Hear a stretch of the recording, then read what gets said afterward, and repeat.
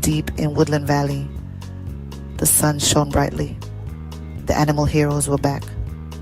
Rosie the rabbit, Benny the badger, and Sammy the squirrel had saved the day before. They rescued a baby bird from a thorny bush.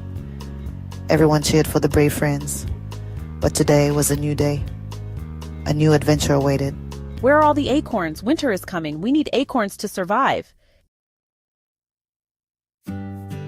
Sammy searched his favorite oak tree. No acorns. He checked another tree. Empty. Sammy felt scared. What if there were no acorns for winter? He rushed to find Rosie and Benny. My acorns, they're gone.